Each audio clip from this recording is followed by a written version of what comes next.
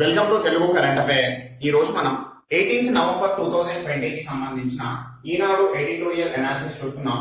Regional comprehensive economic participation RCEP ప్రాంతీయ సమగ్ర ఆర్థిక సహకార ఒప్పందం అనే అంశం గురించి మాట్లాడుకోబోతున్నాం. సో ఈ యొక్క RCEP కి సంబంధించి 18th నవంబర్ రోజు ఈనాడు పేపర్, సాక్షి పేపర్, నవ తెలంగాణ పేపర్ మూడింట్లో కూడా ఎడిటోరియల్స్ రావడం జరిగింది. అదేవిధంగా 19th నవంబర్ రోజు మన తెలంగాణ పేపర్ లో ఎడిటోరియల్ రావడం జరిగింది. సో ఈ 4 ఎడిటోరియల్ లో ఉన్న ముఖ్యమైన పాయింట్స్ తీసుకుని మన ఎగ్జామినేషన్ ఓరియంటేషన్ లో ఈ యొక్క వీడియోని నేను ప్రజెంట్ చేయబోతున్నాను. సో ప్రధానంగా ఈ వీడియోలో మనం తెలుసుకోబోయే అంశాలు ఏంటంటే RCEP కూటమి అంటే ఏంటి, అందులో ఉన్న సభ్య దేశాలు ఏవి, ఏ లక్ష్యాలతో లేదా ఏ ఉద్దేశంతో RCEP కూటమి అనేది ప్రస్తుతం ముందుకొస్తోంది, అదేవిధంగా ఈ యొక్క కూటమిలో భారతదేశం ఈరోజు సభ్య దేశంగా లేదు. సో దానికి గల కారణం ఏంటి, పెద్ద మొత్తంలో ఆసియా పసిఫిక్ ప్రాంతంలో ఏర్పాటు అవబోతున్న ఈ యొక్క ఆర్థిక కూటమిలో భారతదేశం సభ్య దేశం కాకపోవడానికి ప్రధానమైన కారణాలు ఏంటి, అదేవిధంగా చైనా దేశం ఈ రోజు ఈ RCEP కూటమిని పెద్ద మొత్తంలో ప్రమోట్ చేస్తోంది. సో RCEP కూటమిని చైనా దేశం ప్రమోట్ చేయడానికి గల కారణాలు ఏంటి, సో ఈ అన్ని అంశాల గురించి మనం బ్రీఫ్ గా ఈ రోజు తెలుసుకునే ప్రయత్నం చేద్దాం. సో ప్రధానంగా ఇందాక మనం చెప్పుకున్నాం, ఆసియా పసిఫిక్ ప్రాంతంలో పెద్ద మొత్తంలో ఆర్థిక సహకారం అనే ఒక ప్రధానమైన ఉద్దేశంతో ఏర్పాటు అవుతున్న కూటమే ఈ యొక్క RCEP కూటమి, regional comprehensive economic participation. So 15 దేశాలు సభ్య దేశాలుగా ఉన్నాయి ఈ కూటమిలో. ముందు మనం ఈ 15 దేశాలు ఏవి అనే విషయం గురించి ఒకసారి చూద్దాం. సో 15 దేశాల్లో ప్రధానంగా ఆసియాన్ గ్రూప్ లో ఉన్న 10 దేశాలు, వాటితో పాటుగా China, New Zealand, Australia, Japan, South Korea. So ASEAN group లో ఉన్న 10 దేశాలు ఏవి అంటే దాన్ని గుర్తుపెట్టుకోవడానికి ఒక కోడ్ ఉంటుంది, టీవీ క్లిప్ ఆఫ్ MBBS అంటారు. So Thailand, Vietnam, Cambodia, Laos, Indonesia, Philippines, Malaysia, Brunei, Burma, Singapore. So బర్మానే ప్రస్తుతం మయన్మార్ అంటున్నాం, కోడ్ గుర్తు పెట్టుకోవడానికి దాన్ని బర్మాగా మార్చుకుంటారు. So TV clip of MBBS 10 ASEAN దేశాలు, వాటితో పాటుగా 5 ప్రధానమైన అభివృద్ధి చెందిన దేశాలు, China, New Zealand, South Korea, Japan, Australia 5 దేశాలు. సో ఈ 15 దేశాలు ప్రధానంగా ఆర్థిక పరమైన మరియు ఎగుమతులు దిగుమతులు ప్రధాన ఉద్దేశంతో ఈ RCEP కూటమి అనేది ఏర్పాటైంది. అయితే ఈ RCEP కూటమి యొక్క భావన అనేది ఎప్పుడు స్టార్ట్ అయిందంటే 2012లో స్టార్ట్ అయింది అని చెప్తారు. సో చైనా దేశమే యొక్క RCEP కూటమి యొక్క భావనను స్టార్ట్ చేసింది అని చెప్తారు. సో ప్రధానంగా మరి ఎందుకు స్టార్ట్ చేసింది చైనా దేశం అని అంటే, చైనా దేశము తన యొక్క పెద్ద మొత్తంలో తన దేశంలో పెరుగుతున్న ఉత్పత్తులని ఇతర దేశాలకు ఎగుమతులు చేసి చాలా దేశాలు తనపై ఆధారపడే విధంగా చేసుకుంది. సో ఈ క్రమంలో చైనా దేశం పైన ఆధారపడే దేశాలు ఎక్కువయ్యాయి. చాలా దేశాలు చైనా దేశంతో ఈ యొక్క ట్రేడ్ కి సంబంధించి డెఫిసిట్ లో ఉంటున్నాయి, చైనా దేశమే లాభపడుతోంది అనేసి చాలా సందర్భాల్లో చాలా దేశాలు వ్యాఖ్యానించిన పరిస్థితి. సో ఈ క్రమంలో ఆసియా పసిఫిక్ ప్రాంతంలోని అన్ని దేశాలను కలుపుకొని ఒక కూటమి ఏర్పాటు చేసి ఆయా దేశాల మధ్య ట్రేడ్ ని డెవలప్ చేసినట్లయితే తనపై ఇలాంటి నిందలు రాబోవు, తన యొక్క ప్రాబల్యం పెరుగుతుంది అని చెప్పేసి చైనా దేశం ఆలోచించి తీసుకున్న నిర్ణయమే RCEP కూటమి అంటారు అనేసి అంటారు. అదేవిధంగా ఈ యొక్క 2012లో ఎప్పుడైతే చైనా దేశం ఈ విధంగా నిర్ణయం తీసుకుందో, అదే సమయంలో అమెరికా దేశానికి అధ్యక్షుడుగా ఉన్నారు బరాక్ ఒబామా గారు. సో ఒబామా గారు తీసుకొచ్చిన అంశం ఏంటంటే ట్రాన్స్ పసిఫిక్ పార్టిసిపేషన్. సో RCEP కూటమికి పోటీగా వచ్చింది TPP, ట్రాన్స్ పసిఫిక్ పార్టిసిపేషన్. సో ఈ TPP అనేది ప్రమోట్ చేయడానికి ప్రయత్నం జరిగింది, కానీ ఎప్పుడైతే డొనాల్డ్ ట్రంప్ గారు అధికారంలోకి వచ్చారో ఈ TPPని క్యాన్సిల్ చేశారు. సో క్యాన్సిల్ చేసిన తర్వాత చైనా దేశం యొక్క RCEPని ముందుకు తేవడానికి ప్రయత్నాలు జరుగుతూనే ఉంది. 2014 సంవత్సరం నుంచి భారతదేశం కూడా ఈ యొక్క RCEP కూటమి యొక్క మీటింగ్స్ లో పార్టిసిపేట్ అవుతూ వస్తోంది. అయితే ఈ మధ్య వచ్చిన corona virus, so corona virus కంటే ముందు అమెరికా చైనా మధ్య ఉన్న ట్రేడ్ వార్ గురించి మాట్లాడుకుంటే, సో అమెరికాలో డొనాల్డ్ ట్రంప్ గారు ఎప్పుడైతే అధికారంలోకి వచ్చారో చైనాపై పెద్ద మొత్తంలో ట్రేడ్ కి సంబంధించిన అంశాలపై విభేదించడం మొదలు పెట్టారు. సో ఆ క్రమంలోనే చైనా దేశం పైన పెద్ద మొత్తంలో సుంకాలు విధించడం, ప్రతిగా చైనా కూడా అమెరికాపై సుంకాలు విధించడం, కొన్ని రకాల ఎగుమతుల్ని నిలిపివేయడం లేదా వాటిపై పెద్ద మొత్తంలో సుంకాలు పెంచడం, ఈ విధంగా వివిధ చర్యలు చేసుకున్న ఈ 2 దేశాలు. ఫలితంగా 2 దేశాల మధ్య పెద్ద మొత్తంలో ట్రేడ్ వార్ అనేది మొదలైంది. దాని ఫలితం అనేది ప్రపంచంలో చాలా దేశాలపై పడింది. సో ఈ క్రమంలోనే అమెరికా ఇతర దేశాలపైన ఆంక్షలు విధించడం కూడా మొదలు పెట్టింది. సో అలాంటి తరుణంలో కరోనా వైరస్ రావడం జరిగింది. కరోనా వైరస్ వచ్చిన సమయంలో చైనా పైన పెద్ద మొత్తంలో నిందలు పడ్డాయి. ఈ యొక్క ప్రపంచంలో అన్ని దేశాలకు కరోనా వైరస్ రావడానికి చైనానే మూల కారణం అనే విధంగా. సో ఈ క్రమంలో చైనా దేశం తనపై పడ్డ ఈ నిందలని దూరం చేసుకోవడానికి, అమెరికా ఇతర దేశాలపై విధించిన ఆంక్షల కారణంగా తన దేశం యొక్క వాణిజ్యం దెబ్బ తినకూడదు అనే ఉద్దేశంతోనే ఈ యొక్క ఆర్సీఈపీ కూటమిని పెద్ద మొత్తంలో ప్రమోట్ చేస్తుంది అంటారు. సో ప్రధానంగా ఈ యొక్క ఆసియా పసిఫిక్ లో ఉన్న 15 దేశాలతో ఈ కూటమి ఏర్పాటు అవడం, ఆ కూటమిలో ఉన్న దేశాల మధ్య ఎగుమతులు దిగుమతులకి సంబంధించి ఆంక్షలు అనేవి లేకుండా ఉండడం, సుంకాలు చాలా తక్కువగా ఉండడం. సో ఇవన్నీ అంశాలు చూస్తే ఈ దేశాల మధ్య పెద్ద మొత్తంలో వాణిజ్యం వల్ల ప్రపంచ ఆర్థిక వ్యవస్థకే పెద్ద మొత్తంలో ఊతం లభిస్తుంది అంటారు. ఈ రోజు చూస్తే ఆర్సీఈపీలో సభ్య దేశాలుగా ఉన్న కూటమి దేశాలకి సంబంధించి చూస్తే ప్రపంచంలో 1/3 వంతు జనాభా కలిగి ఉన్నాయి ఈ దేశాలు. అంటే ఇప్పుడు ఈ యొక్క సభ్య దేశాలుగా ఉన్న 15 దేశాలు, ఒకవేళ భారతదేశం కూడా ఈ కూటమిలో భాగస్వామి అయితే దాదాపుగా ప్రపంచంలో సగం జనాభాను కలిగి ఉన్న దేశాలు అవుతుంది ఈ యొక్క ఆర్సీఈపీ కూటమి. అదేవిధంగా ప్రపంచ జీడిపిలో 30% కంట్రిబ్యూట్ చేస్తున్న ఈ ఆర్సీఈపీ కూటమిలోని ప్రస్తుత సభ్య దేశాలు. అదేవిధంగా వాణిజ్యంలో 29%, పెట్టుబడుల్లో 32%. అంటే ప్రపంచంలో ఏ స్టాటిస్టిక్స్ తీసుకున్నా 1/3 వంతు కంటే ఎక్కువగానే ఉంది ఈ ఆర్సీఈపీ కూటమి దేశాల యొక్క భాగస్వామ్యం. సో అలాంటి తరుణంలో ప్రపంచ ఆర్థిక వ్యవస్థకు ఈ యొక్క ఆర్సీఈపీ కూటమి అమల్లోనికి వచ్చిన తర్వాత 18,600 కోట్ల డాలర్ల వృద్ధి లభిస్తుంది, ఊతం లభిస్తుంది అని చెప్పేసి ఈ రోజు నిపుణులు అంచనా వేస్తున్నారు. ప్రధాన కారణం సో ఇంత పెద్ద మొత్తంలో వృద్ధి వస్తుంది అని చెప్తున్నాం. మరి ఏ విధంగా సాధ్యమవుతుంది అని అంటే ఈ ఆర్సీఈపీ కూటమిలో ఉన్న దేశాలు అన్ని కూడా ఒకే మాట మీదుగా ఉత్పత్తి చేయడం అనేది జరుగుతుంది. ఒక దేశంతో ఒక దేశం పోటీ పడడం కాకుండా ప్రపంచానికి అవసరమైన ఉత్పత్తుల్ని ఆర్సీఈపీ కూటమిలో తయారు చేయాలనే విధంగా ఇది ముందుకు వెళ్తుంది అని చెప్తున్నారు. ప్రధానంగా ప్రపంచంలో ఇతర ప్రాంతాల్లో ఉన్న పరిశ్రమలకి అవసరమైన ముడి సరుకులు కావచ్చు, లేదా పరిశ్రమల్లో మధ్యస్థంగా ఉపయోగించే పరికరాలు, లేదంటే వివిధ రకాల ఉత్పత్తుల్ని ఈ ఆర్సీఈపీ కూటమి నుంచి ఎగుమతులు చేయడం ద్వారా పెద్ద మొత్తంలో ప్రపంచ ఆర్థిక వ్యవస్థకి కంట్రిబ్యూట్ చేయబోతున్నాయి ఈ దేశాలు అనేసి అంటున్నారు. అదేవిధంగా ఈ రోజు ప్రపంచంలో చూస్తే ఇప్పటికీ ఉన్న యూరోపియన్ యూనియన్ లోని వాణిజ్య మండలి కానీ, లేదా NAFTA, North America free trade agreement, అంటే అమెరికా ఉత్తర అమెరికా ప్రాంతంలో ఉన్న దేశాల మధ్య ఉన్న ఫ్రీ ట్రేడ్ అగ్రిమెంట్ ఏ విధంగా అయితే పనిచేస్తున్నాయో అదే విధంగా ఆర్సీఈపీ కూటమిలోని సభ్య దేశాల మధ్య అలాంటి నిబంధనలే అమల్లోకి రాబోతున్నాయి అని చెప్తున్నారు. ఏ విధంగా అయితే ఈ యొక్క దేశాలు అభివృద్ధి సాధించాయో అదే విధంగా ఆర్సీఈపీ కూటమిలోని దేశాలు కూడా రాబోయే కొన్ని సంవత్సరాల కాలంలోనే పెద్ద మొత్తంలో తమ దేశాల యొక్క ఆర్థిక వ్యవస్థకి లాభం చేకూర్చబోతుంది ఈ ఆర్సీఈపీ ఒప్పందం అనేసి అంటున్నారు. అదేవిధంగా ఆర్సీఈపీలో ఉన్న ముఖ్యమైన అంశాలు ఏంటి?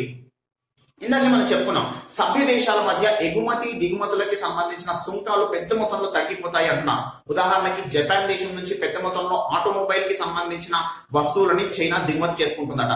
సో ఈ యొక్క ఆర్సీఈపీ కూటమిలో చైనా జపాన్ రెండు చేరడం వల్ల దాదాపుగా 92% దిగుమతి సుంకం అనేది తగ్గిస్తుంది చైనా దేశం. సో దీనివల్ల జపాన్ ఆర్థిక వ్యవస్థకు లాభం జరుగుతుంది, చైనాకి కూడా కొద్ది మొత్తంలో లాభం జరుగుతుంది అంటున్నారు. అదేవిధంగా చైనా నుంచి జపాన్ కు వెళ్లే ఎగుమతులపై కూడా ఈ యొక్క జపాన్ దేశం దిగుమతి సుంకాలు తగ్గిస్తోంది. సో ఈ విధంగా పెద్ద మొత్తంలో దేశాల మధ్య సుంకాలు తగ్గడం వల్ల ఆర్థిక వ్యవస్థ చాలా వేగంగా ముందుకు కదులుతుంది అంటున్నారు. అదేవిధంగా అంతర్జాతీయ సరఫరా గొలుసులో ఆర్సీఈపీ దేశాలు ప్రధాన భాగస్వామిగా మారాలి అనేది ప్రధానమైన లక్ష్యం. సో ఇప్పుడు ఏ విధంగా అయితే చైనా దేశం ప్రపంచంలో ఈ యొక్క దేశాలకి సంబంధించిన సరఫరా గొలుసులో ప్రధానమైన భాగస్వామిగా ఉందో అదే అంశాన్ని ఆర్సీఈపీ కూటమిలోని సభ్య దేశాలు చేయబోతున్నాయి రాబోయే రోజుల్లో. అదేవిధంగా ఆర్సీఈపీ కూటమిలోని దేశాలు భాగస్వామ్య దేశాల్లో పెట్టుబడులకి అవకాశం అనేది కలుగుతుంది. సో ఇతర దేశాల్లో పెట్టుబడులకి సంబంధించి కొన్ని ఆంక్షలు అనేవి ఉంటాయి. ఉదాహరణకి ఇప్పుడు మనం చైనా దేశానికి సంబంధించి మన దేశంలో పెట్టుబడులు పెట్టాలంటే డైరెక్ట్ రూట్ ని తీసేసి గవర్నమెంట్ రూట్ ద్వారా పెట్టారు. సో అంటే ప్రభుత్వ పర్మిషన్ ఉంటేనే పెట్టుబడులు పెట్టాలి అనే విధంగా రీసెంట్ గా మార్పులు చేశారు. అదే అంశం పాకిస్తాన్, బంగ్లాదేశ్ కి మన దేశంలో పెట్టుబడులు పెట్టడానికి పెద్ద మొత్తంలో ఆంక్షలు ఉన్నాయి. సో ఈ విధంగా ఇలాంటి ఆంక్షలు ఏవైతే ఉన్నాయో ఇలాంటి ఆంక్షలని తొలగిపోతాయి ఆర్సీఈపీ కూటమిలోని సభ్య దేశాల మధ్య. ఏ దేశమైనా ఇతర దేశంలో పెట్టుబడులు పెట్టుకోవాలనుకుంటే చాలా ఈజీగా ప్రాసెసింగ్ అనేది జరుగుతుంది. అదేవిధంగా భాగస్వామ్య దేశాల్లో ఎగుమతి దిగుమతులకి ఉన్న అడ్డంకులు అనేవి తొలగిపోతాయి. ఆర్సీఈపీ దేశాల్లో పెద్ద మొత్తంలో పరిశ్రమలు స్టార్ట్ అవుతాయి, ఉద్యోగ అవకాశాలు పెద్ద మొత్తంలో పెరుగుతాయి అంటున్నారు. అదేవిధంగా ప్రస్తుత పరిస్థితుల్లో ప్రపంచ ఆర్థిక వ్యవస్థ వృద్ధికి పెద్ద మొత్తంలో దోహదపడుతుంది ఈ యొక్క ఆర్సీఈపీ ఒప్పందం అనేసి అంటున్నారు. అయితే ఇంత పెద్ద మొత్తంలో లాభదాయకంగా ఉన్న ఆర్సీఈపీ కూటమిలో భారతదేశం ఈ రోజు భాగస్వామిగా లేదు. కారణం ఏంటి అనే విషయం గురించి ఇప్పుడు మనం చూద్దాం. సో ఇంత పెద్ద మొత్తంలో ప్రమోట్ చేస్తూ స్టార్ట్ చేస్తున్న ఈ ఆర్సీఈపీ కూటమిలో భారతదేశం ఈ రోజు భాగస్వామి కాదు అంటున్నాం. సో మరి భారతదేశం ఎందుకు భాగస్వామి కావట్లేదు అనడానికి కొన్ని ప్రధానమైన రీజన్స్ ఉన్నాయి. అందులో ప్రధానమైన అంశాలు ఇందాక మనం చూసిన ఆర్సీఈపీ కూటమి యొక్క లక్ష్యాలు, ఉద్దేశాలు, ఎలాంటి అంశాలతో ఇది ప్రారంభమవుతుందనే విషయాల గురించి మనం చూసిన కొన్ని పాయింట్సే. సో ప్రధానంగా ఆర్సీఈపీ కూటమిలో ఉన్న దేశాల మధ్య ఎగుమతులు, దిగుమతులకి సంబంధించిన ఆంక్షలు పూర్తి స్థాయిలో తొలగిపోతాయి అంటున్నాం. అదేవిధంగా సుంకాలు ఆల్మోస్ట్ 0 స్థాయికి వచ్చేస్తాయి అని చెప్తున్నాం. సో అలాంటి తరుణంలో ఈ యొక్క భారతదేశంలోకి పెద్ద మొత్తంలో వ్యవసాయ రంగ ఉత్పత్తులు ఇటు చైనా, వియత్నాం వంటి దేశాల నుంచి భారతదేశంలోకి వచ్చి పడే అవకాశం ఉంది అంటున్నారు. సో ఆ ఉత్పత్తులు ఏవైతే ఉన్నాయో అవి భారతదేశంలో వ్యవసాయ రంగాన్ని పెద్ద మొత్తంలో ప్రభావితం చేసే విధంగా ఉండబోతున్నాయి అని చెప్పేసి ప్రధానమైన కారణంతో భారతదేశం ఈరోజు ఆర్సీఈపీ కూటమిలో భాగస్వామి కావడం లేదు అని చెప్పేసి అన్నారు. 2014 నుంచి 2019 వరకు అన్ని మీటింగ్స్ లో భారతదేశం పార్టిసిపేట్ చేసింది. కానీ 2019లో ఎప్పుడైతే కూటమికి సంబంధించిన విధి విధానాలు రూపొందాయో అప్పుడు భారత ప్రధానమంత్రి నరేంద్ర మోడీ గారు ఆ విధి విధానాలతో విభేదించి మేము కూటమిలో భాగస్వామి కాబోవడం లేదు, భారతదేశ ప్రజల ప్రయోజనాలకు ఇబ్బంది కలిగించే ఏ అంశాన్ని కూడా మేము ప్రమోట్ చేయము అనేసి చెప్పారు. సో ఆ క్రమంలోనే భారతదేశంలో వ్యవసాయ రంగాన్ని సేవ్ చేయడం ఒక లక్ష్యం అయితే రెండవ అంశం పాడి పరిశ్రమను సేవ్ చేయడం.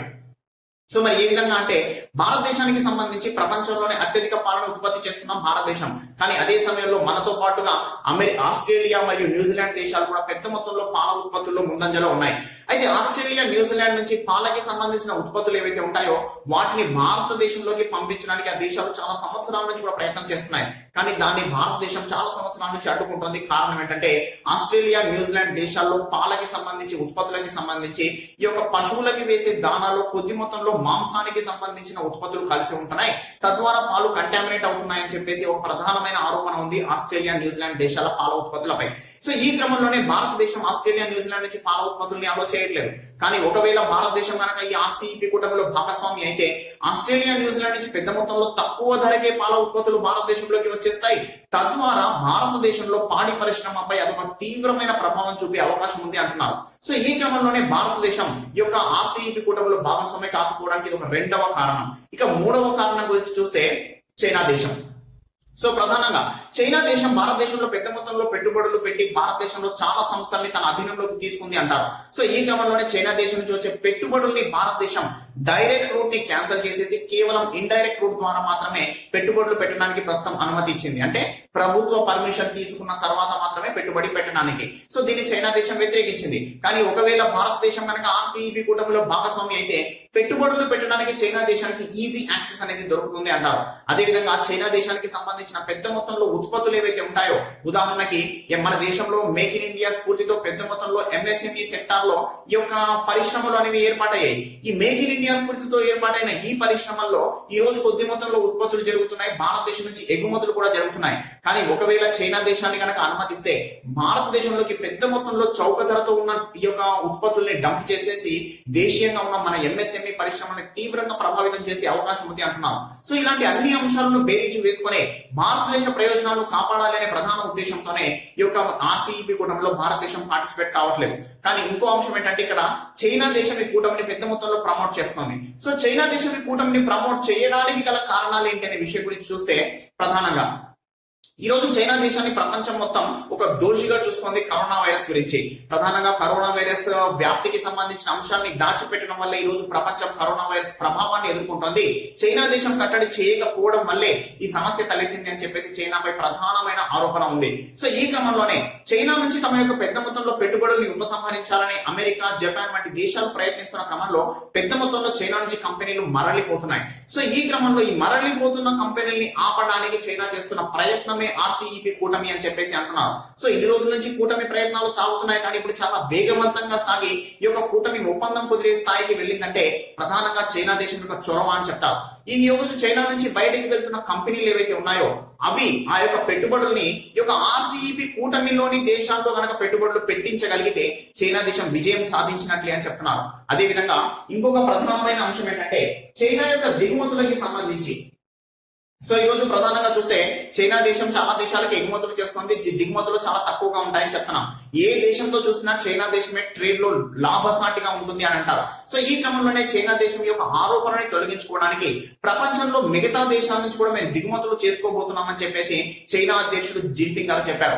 రాబోయే 10 సంవత్సరాల కాలంలో 22 లక్షల కోట్ల డాలర్లకి సమానమైన ఉత్పత్తుల్ని, వస్తు సేవల ఉత్పత్తుల్ని మేము దిగుమతి చేసుకోబోతున్నాం అన్నారు. సో ప్రధానంగా ఈ ఆర్సీఈపీ కూటమిలో కనుక భాగస్వామి అయితే ఆయా దేశాల మధ్య జరిగే వాణిజ్యము, ఆయా దేశాల నుంచి చేసుకునే దిగుమతులు అన్ని కూడా ఇందులోకి వస్తాయి. కానీ ఆ దేశాల నుంచి చేసుకునే దిగుమతుల వల్ల ఈ యొక్క ప్రపంచానికి ఏమీ లాభం లేదు. కేవలం చైనా దేశం తన యొక్క కరెన్సీని పెద్ద మొత్తంలో ప్రమోట్ చేసుకోవడానికి ఆ యొక్క అవకాశాన్ని ఉపయోగించుకోబోతోంది అంటున్నారు.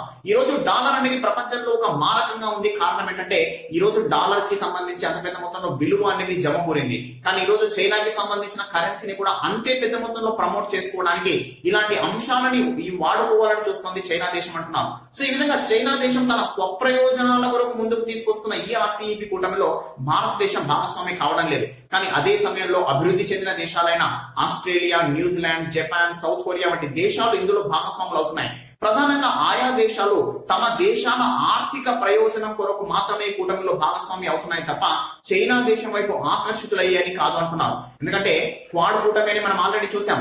క్వాడ్ కూటమిలో భాగస్వామిగా ఉన్న ఈ యొక్క జపాన్, ఆస్ట్రేలియా దేశాలు అయినప్పటికీ ఈ రోజు అమెరికా, ఇండియా లేని ఈ యొక్క ఆర్సీఈపీ కూటమిలో ఈ రోజు ఈ యొక్క చైనా, జపాన్ మరియు ఆస్ట్రేలియా దేశాలు ఉండడానికి కారణం ఏంటంటే తమ దేశాల ఆర్థిక ప్రయోజనాలు అని చెప్తున్నారు. సో ఈ విధంగా పెద్ద మొత్తంలో ఆర్థిక ప్రయోజనాలు అనే అంశంతో ముందుకెళ్తున్న ఆర్సీఈపీ కూటమి మరి భవిష్యత్తులో ప్రపంచ ఆర్థిక వ్యవస్థపై ఏ విధమైన ప్రభావం చూపబోతుందో చూడాలి. మరి అదే సమయంలో ఈ రోజు చైనా దేశానికి పోటీగా అమెరికా స్టార్ట్ చేసిన టీపీపీ, ట్రాన్స్ పసిఫిక్ పార్టిసిపేషన్ అనే అంశం ఏదైతే ఉందో అది 2016 సంవత్సరంలో ఆగిపోయింది డొనాల్డ్ ట్రంప్ గారు అధికారంలోకి వచ్చిన తర్వాత. కానీ ఇప్పుడు జో బిడెన్ గారు అధికారంలోకి వచ్చిన తర్వాత మళ్ళీ చైనాకు పోటీగా దాన్ని మళ్ళీ ముందుకు తీసుకొచ్చే అవకాశం ఉంది అంటున్నారు. సో ఈ విధంగా ప్రపంచ దేశాల మధ్య ఈ ఆర్థిక పోటీ అనేది ఏ విధంగా ముందుకెళ్తుందనే విషయం గురించి మనం రాబోయే రోజుల్లో చూడాలి. సో ఇదండి ఈ రోజు వచ్చిన ఎడిటోరియల్ అంశం. నెక్స్ట్ ఇంకో ఎడిటోరియల్ తో మళ్ళీ కలుస్తాము. Thank you.